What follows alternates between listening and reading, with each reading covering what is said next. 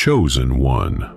Yes, you, the one who felt the air go still a moment ago, before you knew why, the way a room changes just before someone in it decides to speak. Before we begin, do something for me. Sit down. If there's a door near you, close it. Put your phone face down on the table, screen against the wood, where nothing can reach in and pull at you while we talk. Unclench your jaw. You didn't notice you were holding it. Most chosen ones don't. And breathe out, all the way out. Not a polite little breath, the long one, the one that empties you completely, and let the next breath arrive on its own, whenever it's ready. Good, that's the chosen one I'm speaking to. Now listen, because tonight something is coming to the surface. For a long time, you have been carrying a thing you could not prove. Something was done to you, quietly, in rooms you were not in, and you had no receipt, no record, no witness, nothing to hold up to the light. So you carried it alone, and you learned to doubt your own memory of it. Here is what you did not know, chosen one. Someone kept the receipts on your behalf, in silence, without telling you. And they are about to speak, and the room is about to go cold. Hold that, because I am not going to tell you yet who kept them. That comes later, when you are ready for it, when it will land the way it is meant to land. For now, just sit with the fact of it. You thought there was no record. There has been a record this entire time. You just weren't the one keeping it. For years, they operated on a single assumption about you, and everything they did rested on it. The assumption was this: there are no witnesses. Whatever we do to this one, we do without an audience. Nothing is being written down. Nobody is watching. And so they were careless, in the specific way people are careless only when they are certain no one is keeping count. They said the thing in the hallway. They moved the decision in the private room. They shaped the story where they believed it could never be checked against the truth. You felt each of those moments happen. You could feel the weather of them on your skin. But you had nothing you could show anyone, and a feeling with no evidence starts, after enough time, to feel like a flaw in you rather than a fact about them. So you stopped bringing it up. You filed it under, maybe I imagined it. You decided that carrying it quietly was cheaper than being told, one more time, that you had no proof. I want to name what that cost you, chosen one, because it was not small. It is a particular kind of loneliness, to know a true thing and have no way to make it true out loud. To watch a story about yourself get told wrong in a room and to have no standing to correct it. You did not just lose the thing they took. You lost the ability to say out loud that it was taken. That second loss is the one that hollows a person out. But here is what was happening the whole time you were deciding you had no proof. Someone else was collecting it. Not for a lawsuit, not for a confrontation. They were keeping it the way a person keeps something precious that isn't theirs to spend, carefully and out of sight, and against a day they trusted would come, even if they couldn't see it yet. And now, the day is turning.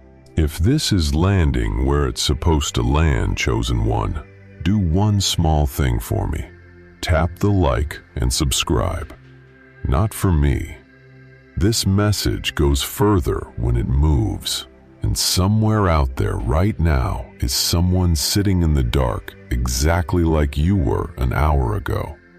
Someone who knows a true thing they can't prove and has started to believe the silence means they made it up. Pay it forward to them. Let this reach the next chosen one who needs it. That's the whole mission. Now stay with me, because this is where it turns. You have been waiting to be believed. That's the honest thing, so let's say it plainly. Some part of you has been holding your breath for years, waiting for the moment someone with credibility finally stands up and says, out loud, in front of the right people, "No, that happened. I saw it. I remember." You have rehearsed how relief would feel. You have half given up on ever feeling it. Here is what you have to understand, and everything after this is built on it. You were never the one who had to make the case. The case was being made without you in a quiet you mistook for emptiness. Your silence was not the absence of a record. Your silence was the space where someone else's record could sit unbothered, unpressured, and safe. Because a record nobody knows exists cannot be reached, cannot be bought, cannot be deleted before its time. So, no, you did not fail to keep evidence. No, you were not naive to trust your own memory over their version. You simply did not know that your memory had a second copy, kept somewhere you could not see, by someone who never once let it be touched. Which brings us to what you actually came for. Not the reassurance, the breakdown. 12 pieces laid out in the order it actually unfolds, exactly how a record kept in silence surfaces, why the room goes cold when it does, and who has been keeping it this whole time, so that you can recognize each stage while you are standing inside it and stop mistaking the quiet for an absence. Now, before we go one step further, this is the part where the room thins out. Some of you came here out of curiosity. You saw the title, you felt a small pull, you clicked. There is no judgment in that. But right around now, the merely curious start to drift. This stops being entertainment and starts being specific. And specific is uncomfortable when it isn't about you. So they'll go looking for the next voice, the next promise. Let them go. This was never built to hold everyone. The ones this was made for are doing the opposite. You are leaning in. You got quieter. Something in your chest went still, the way it does when a stranger says out loud the private thing you never told anyone. If that is you, chosen one, do this one thing. Go down to the comments and drop the number 999. Just that, 999. Not for luck, not because it's trending. Drop it because it is the number of completion, the number of a thing finished and sealed and ready to be read back, and because it is a quiet hand raised in a dark room, a way of saying, I'm here, I'm locked in, I intend to hear this all the way through. I will see it, others will see it, and they will know they are not the only ones sitting with this tonight. And while you're there, the like and the subscribe keep this reaching the ones who need it. Here is what comes next. Not more comfort. 12 pieces, precise and step by step, showing you exactly how the receipts were kept, why they were kept in silence, who has been holding them, and why the room goes cold the moment they are finally spoken. Number 1. The moment the room goes cold. They do not go cold because of what you say. They go cold because of what someone else remembers. Picture the room where it happens. You may not even be in it. Somewhere at a table, among people who thought this chapter was closed, a name comes up. An old matter, half forgotten, filed by everyone present under settled, under handled, under nothing to see there. And someone at that table, someone quiet, someone nobody was watching, says a single sentence. Not loud, not accusing, just precise. a date, a phrase repeated exactly as it was said, a detail that could only be known by someone who was there and kept it. And the temperature in that room drops all at once, because everyone present understands in the same instant that this was not forgotten. It was recorded. That is what cold is, Chosen One. Cold is the moment a group of people who believed a thing was unwitnessed learns that it was witnessed the whole time. Imagine this: a photographer's darkroom and a sheet of paper floating in a tray of chemicals, blank, white, showing nothing. To anyone glancing in, that paper is empty, a clean sheet, no image, no record, nothing to fear. But the image was captured long ago, the moment the shutter opened. It has been latent in the paper this entire time, invisible, waiting for the one thing that brings it up.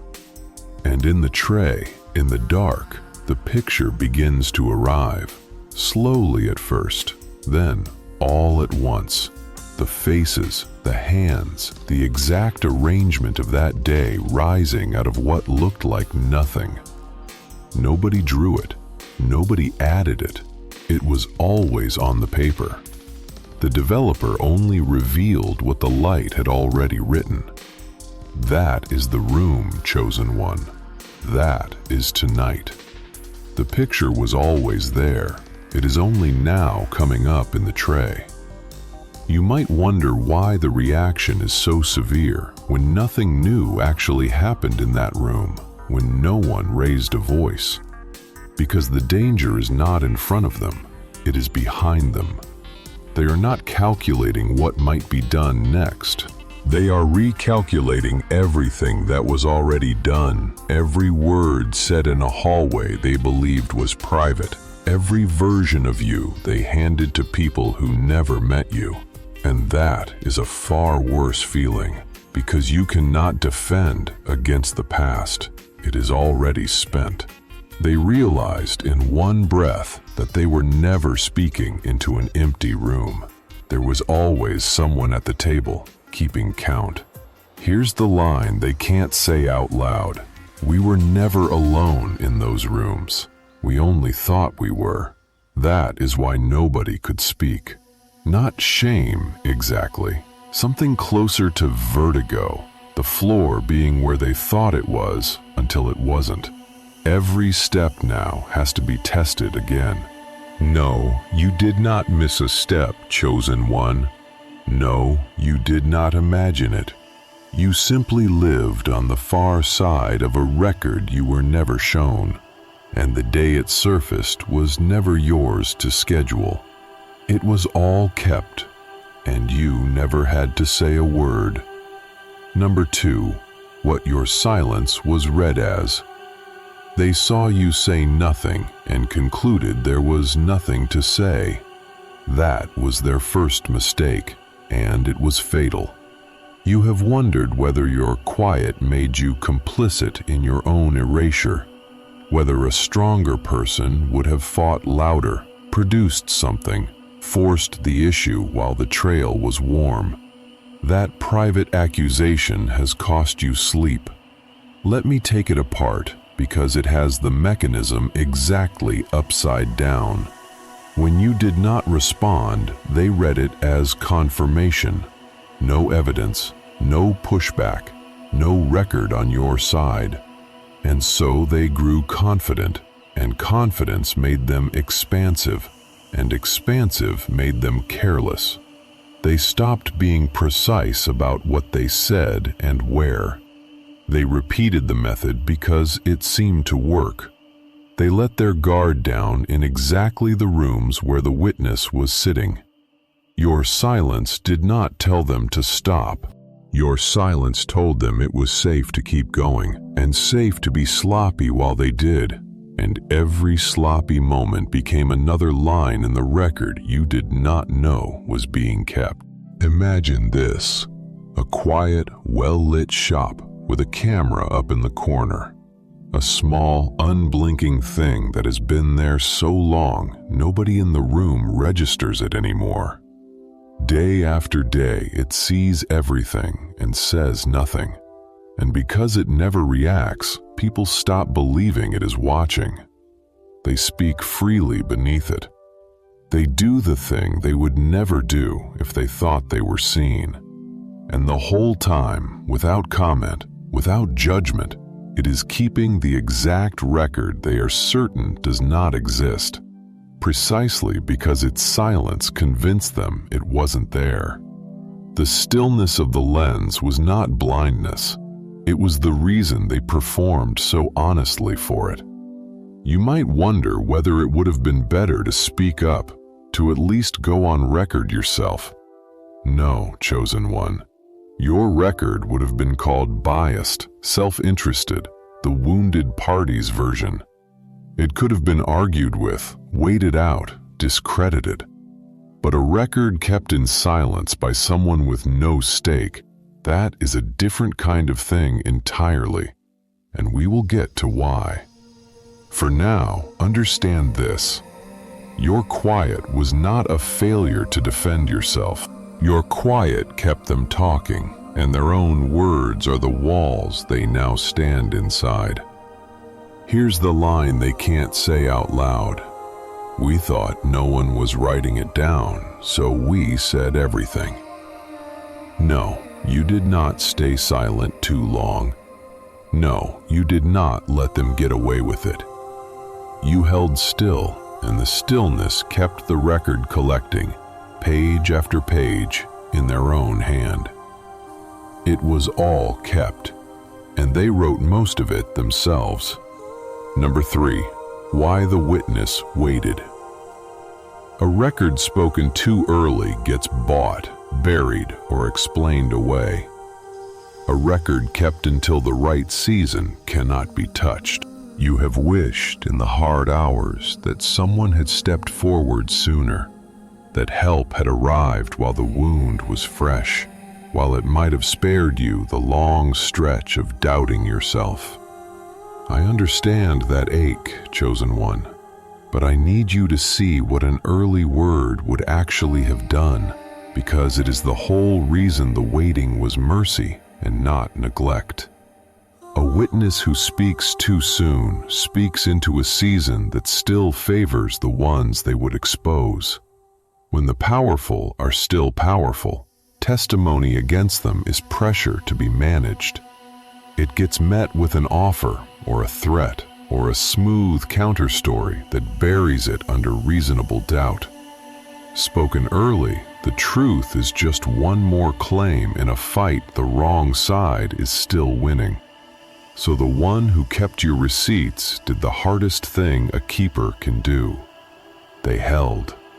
Through the season when speaking would have accomplished nothing but their own exposure and the loss of the record itself. They waited for the ground to shift, for the ones with reach to stop being feared, for the room to become willing to hear it. And they said nothing to you or anyone the entire time.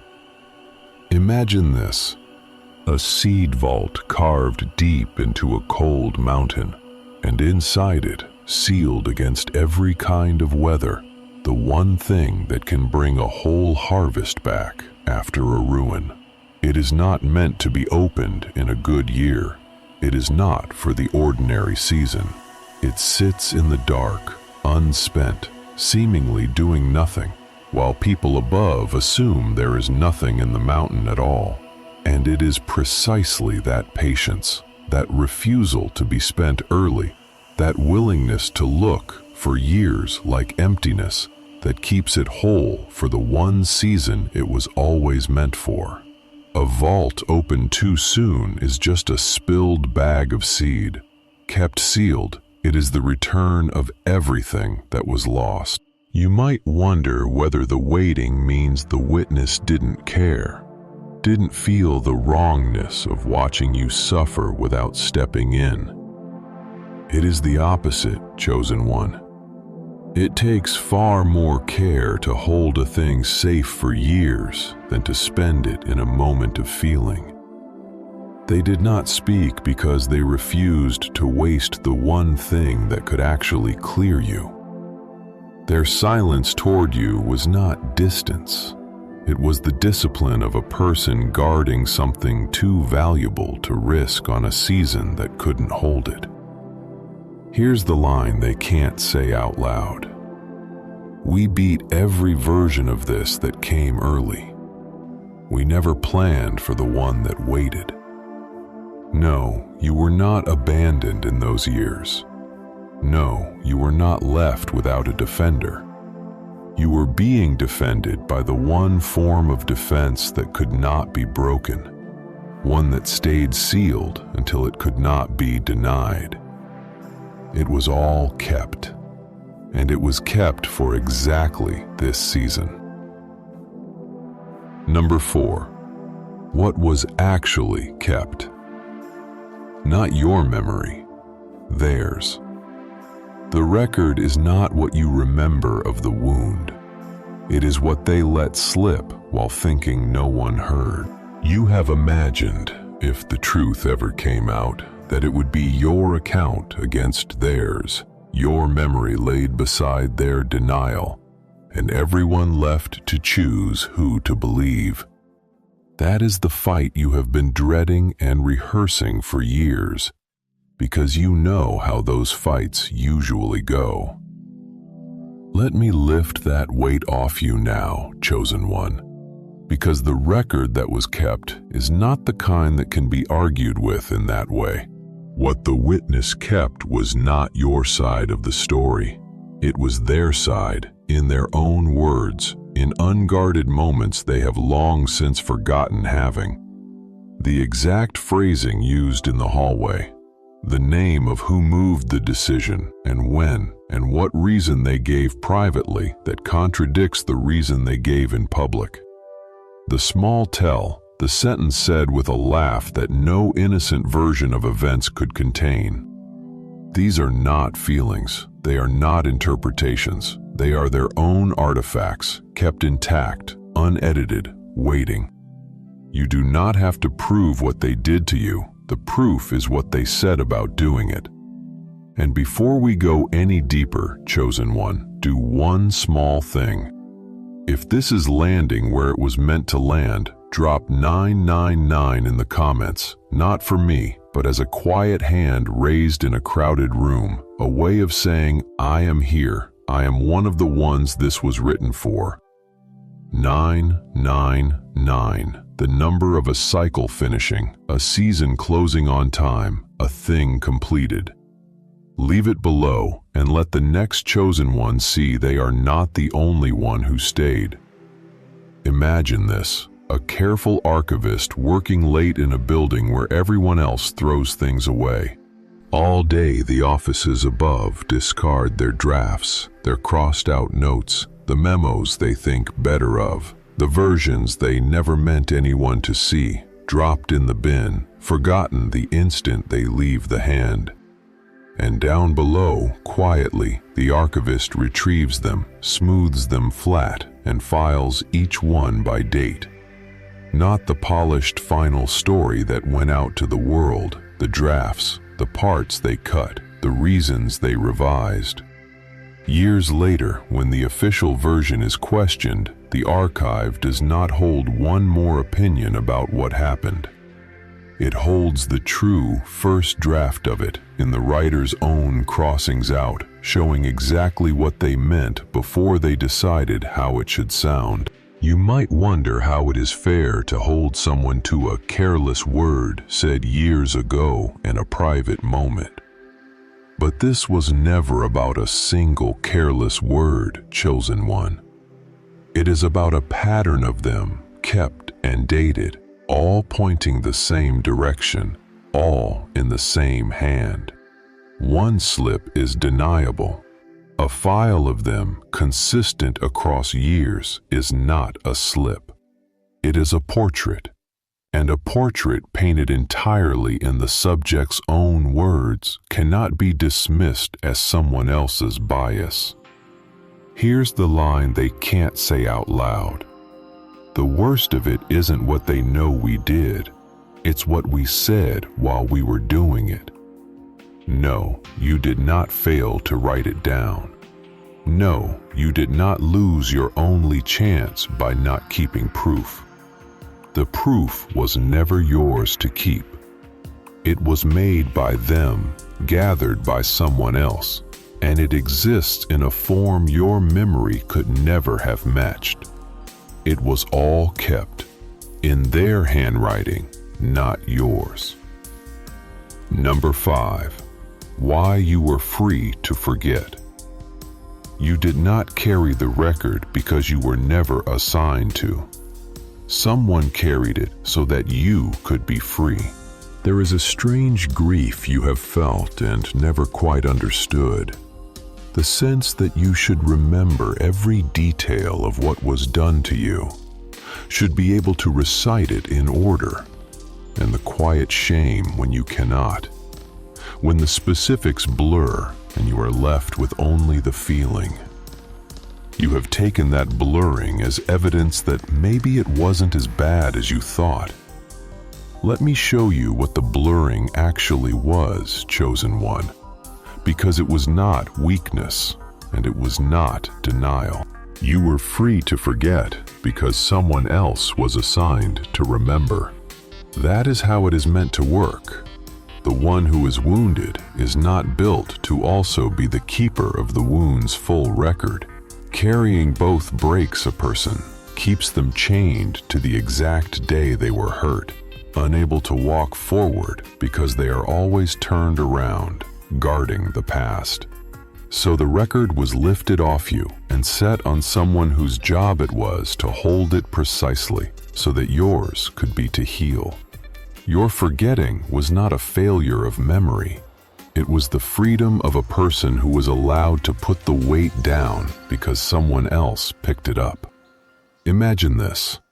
2 people crossing hard country together, and one of them carries the map, which means the other is free to actually look up, to watch the sky, to feel the wind change, to notice the country they are moving through instead of walking with their eyes pinned to the paper. The one with the map does not resent the one without it. That was the arrangement. One holds the record of the way so the other can be fully present to the walking. And if you ask the free one years later to draw the route from memory, they couldn't. And that is not a mark against them. It is the proof that the arrangement worked. They were carried through a country they got to actually live in because someone else kept the record of the path. You might wonder whether it is right to have relied on a memory you didn't even know you had. But you didn't rely on it in the way that word suggests, chosen one. You didn't lean on it, reference it, hold it over anyone. You simply lived a life lighter than the facts should have allowed, and now you learn why it was lighter. The weight you didn't carry was not gone. It was held. And the person who held it never once asked you to thank them for the walking you got to do unburdened. Here's the line they can't say out loud. They aren't afraid because the wounded one remembers. They're afraid because someone who wasn't even wounded does. No. You did not fail by not keeping score. No, your peace was not denial. You were released from the ledger on purpose by someone who decided your healing mattered more than your vigilance. It was all kept so that you didn't have to keep it. Number 6. Their own confidence built the file. Every move they made in the open added a page. They mistook the quiet for privacy, and privacy was the one thing they never had. Here is the part they understand least, and it is entirely self-inflicted. To move against you the way they did, they could not do it in total silence. They had to say it to someone, arrange it with someone, perform their confidence in front of rooms full of people to make the whole thing feel legitimate. And the more confident they grew that there was no record, the more freely they performed. They repeated the story to new people. They joked about it where they felt safe. They referenced it casually as established fact in front of whoever happened to be present. Their certainty that no one was keeping count is the exact thing that made the count so long. Imagine this: a performer on a stage, sure of the routine, playing to a warm black nothing beyond the footlights, and because they cannot see past the lights, they relax, they improvise, they say the unscripted thing, the honest thing, the thing they'd cut if they knew it was being taken down. They believe the darkness is empty. That belief is what makes them so unguarded, so real, so completely themselves. But there is a booth at the back of that dark hall and a quiet operator in it, and the tape has been rolling since before the first line. Every improvised confession, every dropped mask, every honest, ugly aside, all of it captured, precisely because the performer was sure no one past the lights could see. You might wonder why they were not more careful, if some part of them must have known better. Because certainty is the enemy of care, chosen one. A person who believes they are unwatched does not merely relax, they escalate. They test how much they can get away with, and each test is another entry. Their carelessness was not a lapse in an otherwise careful campaign. It was the direct product of their confidence, and their confidence was built on the one thing that was never true: that no one was there. Here's the line they can't say out loud. The more sure we were that no one was listening, the more we said. No, you did not need to catch them in the act. No, you did not need to be clever or quick. They incriminated themselves at leisure, over years, in front of the one audience they were certain didn't exist. It was all kept. And they are the ones who filled the pages. Number 7. The season turns and the witness moves. A record does not speak until the ground can hold it. Now the ground can hold it, and it is beginning to speak. You have wondered, if all of this is real, why now? Why not last year or the year before when you needed it just as badly? The answer is the same one that governs everything true and patient, chosen one. It waited for the season, and the season has turned. For a long time, the ones who wronged you had the weather on their side. The rooms leaned their way. To speak against them was to be the lone voice contradicting a comfortable consensus. And lone voices in a hostile season get isolated, then discredited, then forgotten. The keeper knew this. So they watched the weather, not the calendar. They waited for the small signs that the ground was softening, a shift in who held the power, a crack in the consensus, a first quiet person elsewhere who stopped pretending. And when enough of those signs gathered, when the room was finally capable of hearing what it once would have buried, the keeper began, without fanfare, to let the record surface. Imagine this: a great bell cast years ago and hung in a high tower, and then left. It does not ring on an ordinary day. It does not ring because someone is impatient or lonely or wants to be heard. It hangs silent through 100 unremarkable mornings, and to everyone below it might as well be decoration, a heavy thing that makes no sound. But the bell was never for the ordinary day. It was cast for the 1 hour that would need it. And when that hour finally arrives, the same bell that stood mute for years fills the whole valley in a single stroke. and everyone who forgot it was even up there suddenly cannot hear anything else. You might wonder whether you missed your moment by not forcing this sooner.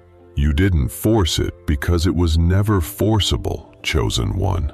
A bell rung out of season is just noise and gets treated as noise. The power of the thing is entirely in its timing, that it stayed silent exactly as long as silence served, and speaks exactly when speaking cannot be ignored. You did not miss the hour. The hour is arriving right now, precisely because no one spent it early. Here's the line they can't say out loud. We survived every year but this one, and we don't understand what changed. No, you were not passed over in the years you suffered. No, the help was not late.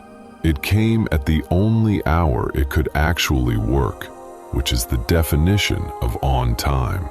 It was all kept, and it is being read now, because now the room can bear to hear it. Number 8. Why it cannot be discredited. A witness with nothing to gain cannot be waved away. The keeper was never on your side. They were only ever on the side of what was true. Here is the piece that finishes them, and it is the piece they would never have allowed if they had seen it coming.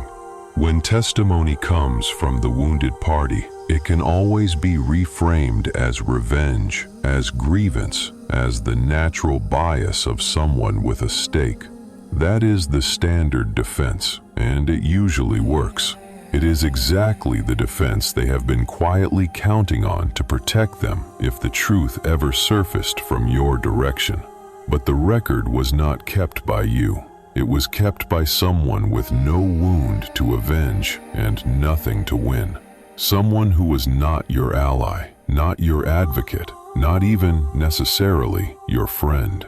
Someone who simply saw a true thing and could not, in good conscience, let it be lost. Imagine this: a property line in dispute, two neighbors each swearing the boundary runs where it favors them, and no way to settle it between two interested parties. And then someone remembers the surveyor, the one who walked that ground years ago, before there was any dispute, and drove an iron marker deep into the earth at the true corner. The surveyor did not care who would one day own which side. They had no stake in the outcome. They simply recorded where the line actually was and drove the marker and left. And when the marker is finally dug up, neither neighbor's passion matters anymore, because the thing in the ground was set by a hand that wanted nothing. That is the only kind of evidence that ends an argument, the kind laid down by someone with no reason to lie. You might wonder whether they'll try to attack the keeper's character the way they've attacked yours. Let them try, chosen one. It goes nowhere. A person can be painted as bitter when they have an obvious wound to nurse, but the keeper has no wound, no history with you to weaponize. No visible reason to have kept anything at all except the plainest one, that it was true and they were there, and they would not let a true thing be unmade. There is no lever on a person like that. That is precisely why the keeper was the right one to hold it, and precisely why the ones who wronged you never thought to guard against them. Here's the line they can't say out loud. We knew how to discredit the victim. We never figured out how to discredit a stranger who simply remembered.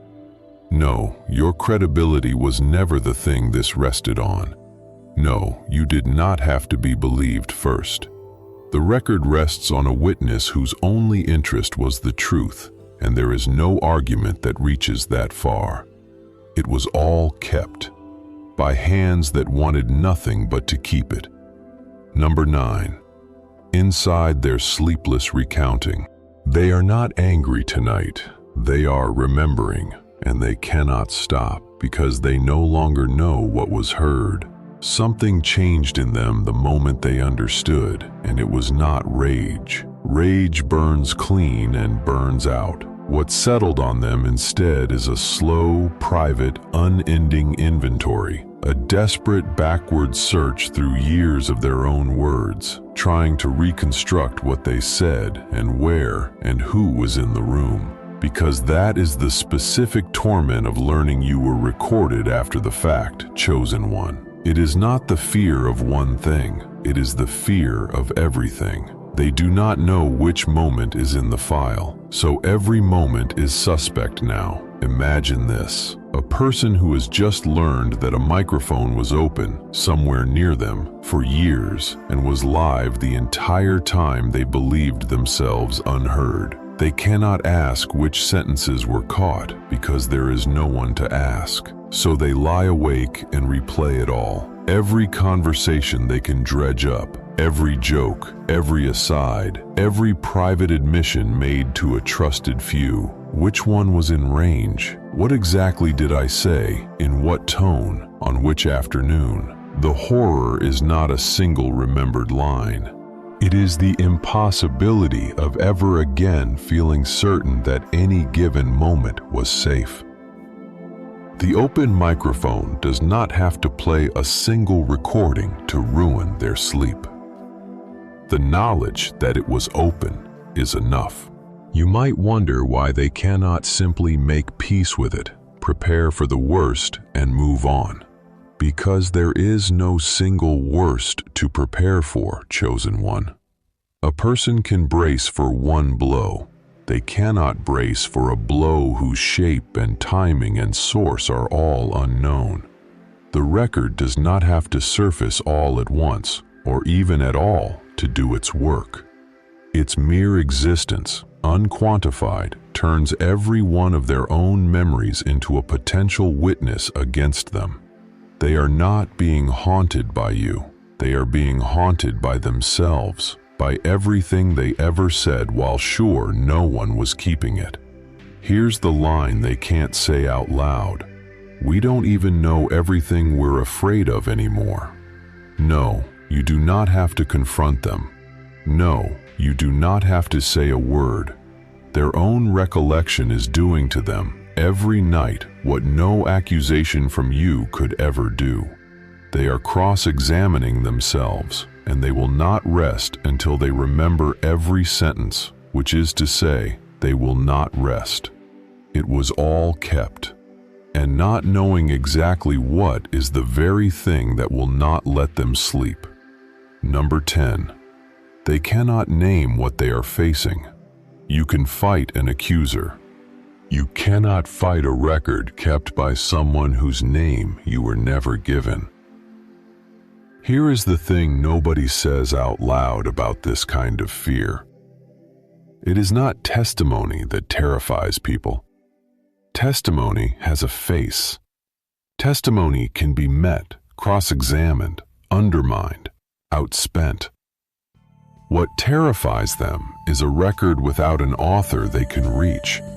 Evidence against them held by a hand they cannot identify, and therefore cannot pressure, cannot buy, cannot silence, cannot even prepare a defense against, because they do not know from which direction it will come. Think about what they tried. They went looking for the source.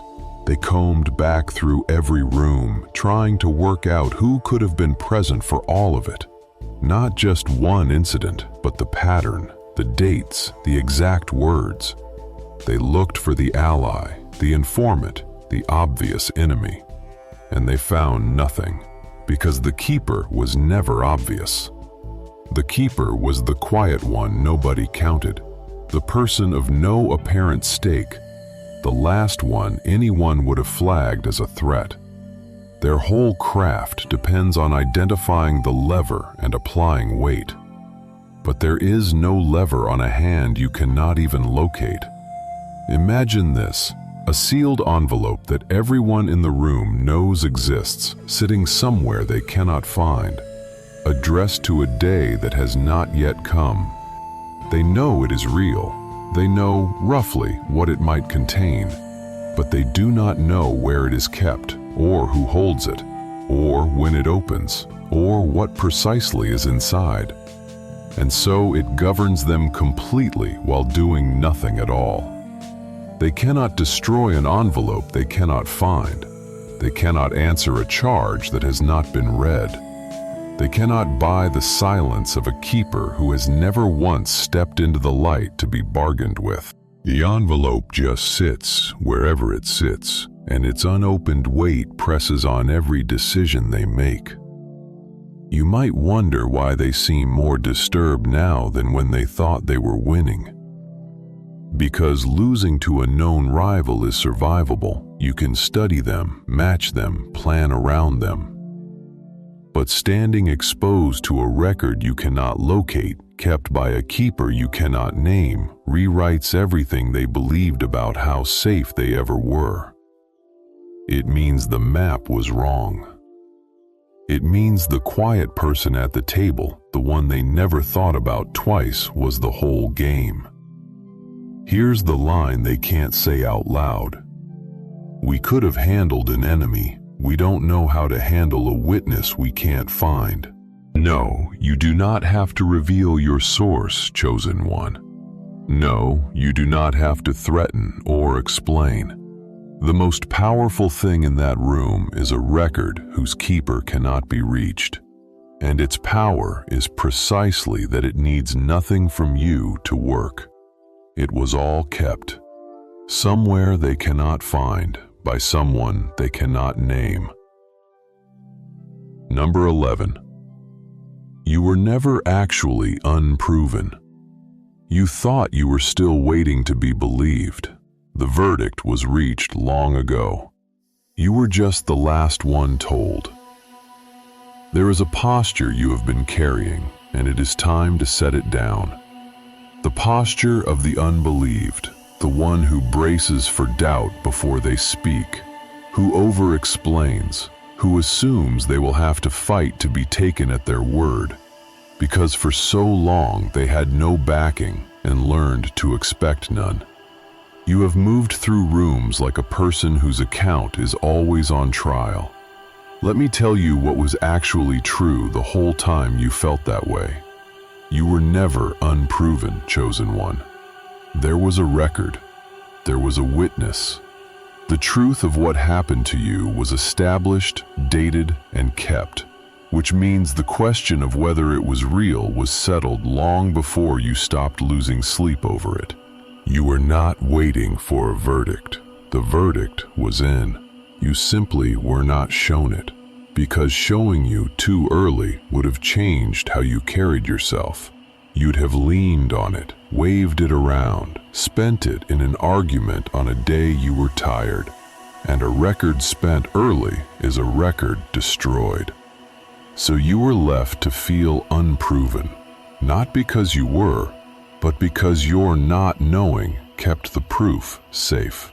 Imagine this, a case being decided in a higher court, quietly, on the strength of documents the defendant never even saw filed, while down in the lower room, the accused stands there, still preparing their defense, still marshaling their nerves for a trial they believe is yet to come. They do not know the ruling already came down in their favor in a room above the one they're standing in. All their bracing, all their dread of the fight ahead is for a battle that was already won on evidence they were never handed. And the day someone finally tells them it is already decided, you can stop bracing, the strangest thing happens. They have to learn to walk like someone who was never actually on trial. You might wonder whether it is safe to stop bracing, to walk as though your account no longer needs defending. It is not just safe, chosen one. It is the whole point. The way you enter a room changes the moment you know the verdict is already in. You stop leading with the explanation. You stop scanning faces for doubt. You stop softening the true thing before you've even said it. You speak as a person whose word was corroborated years ago by a witness with no reason to lie, because that is exactly what you are. Here's the line they can't say out loud. We were still deciding whether to believe them, and it turned out that was decided without us. No, you were not making it up. No, you were not the only one who saw it. You were corroborated in silence a long time ago by someone who kept the truth of you intact while you were busy doubting it. It was all kept, which means you were believed before you knew to ask. Number 12. The record is read, and it does not unread. There is a point where a thing stops being a private memory and becomes part of the account. You passed it tonight, and there is no line before it to return to. Something has hardened, chosen one.